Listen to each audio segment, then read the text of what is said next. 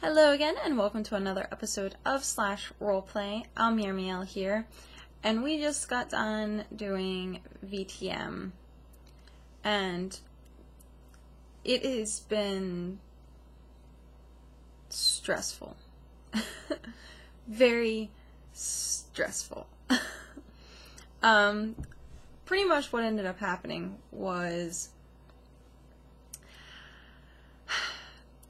so Andy and Travis ended up making it to game. So this was the first time in 3 weeks that they'd been back, which meant that I had to fill them in on everything that was going on.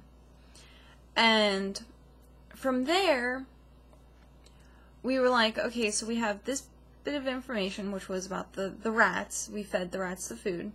And we were trying to figure out, like, the Astis thing and what was going on with it. And, like, they ended up, oh, it's so great to play with other people in this point because they have other contacts and other influences that I don't have, so they can get in hold of people.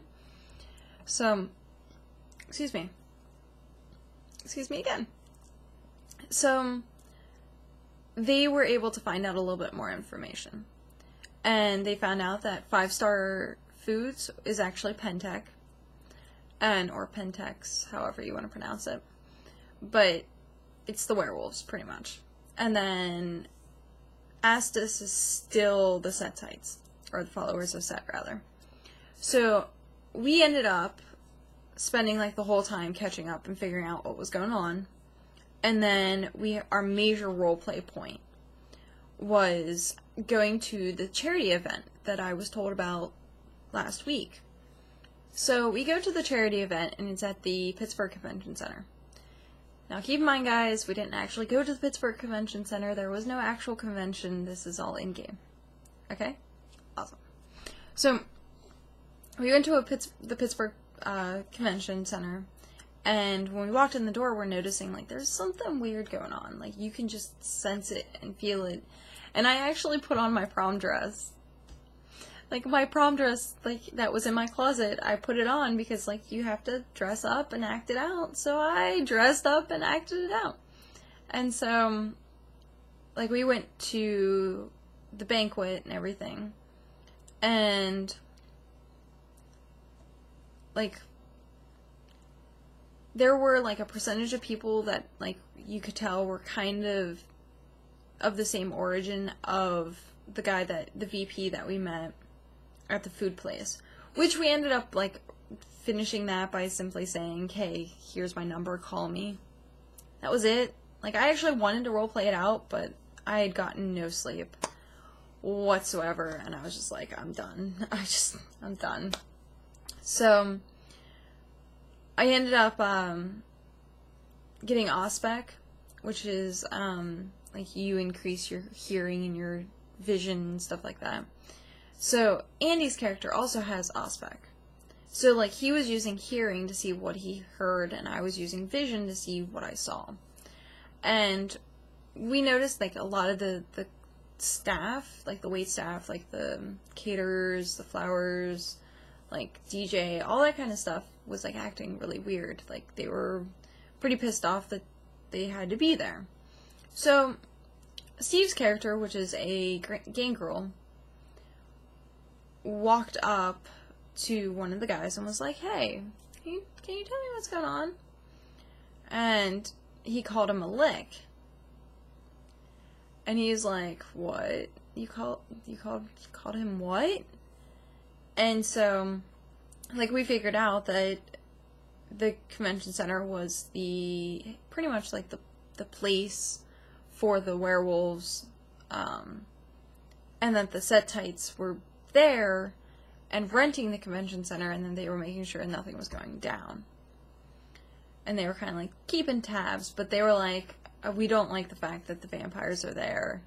Do not like the fact that, you know, the Setites are there. So it was just like two different groups that were going at each other. And when we got to sit down and actually, like, we were going to eat, and the VP that we met with at the warehouse had gotten up on stage and was about to do his speech and stuff like that, and suddenly one of the big gel lights, like stage lights, come crashing down and almost hit him. So we were just like, oh shit, like what? And when we sat down, we like folded out our napkins, and when we folded out our napkins, we noticed that there was a note on the, like, not on the napkin, but like written on the inside of the napkin. And it said about how if you want your people back, you have to get rid of the filth. So we're like, what? Like, what? So instantly my character is panicked and worried because she doesn't know who else has this note. So the first thing she thinks of is Alex, which is her ghoul. And she's absolutely in love with Alex. So she instantly thinks about Alex and starts almost crying. But she doesn't want to make it noticeable because they're at the banquet. So after, like, they read those and they're trying to figure out who's doing what, my character pretty much assumed that what was going on. So when she, like, calmed down, she realized Alex was okay and Trevor was okay. He was just in hiding. And we left because, well, they tried killing this dude, so we were just like, we're out of here. Sorry, guys. We're gone. So when we left, I was in the car and I was calling up the deputy, which I have her number, Sarah's number. And I was calling her up and I was like, this is what's going on. Here's the update. Here's what happened. Do you know anyone who's missing? And then I called the sheriff and I did the same thing to him. Hey, this is what's going on. Do you know anyone who's missing? So of course he's like going around the whole topic. He's not talking about it. He's like, well, we need to figure this out. And I'm pretty sure you know, like, if you complete this, you are going to be owed a lot. And I was like, at this point, it clicked in my character's head. We've had no formal court. The Primogen is, like, on edge.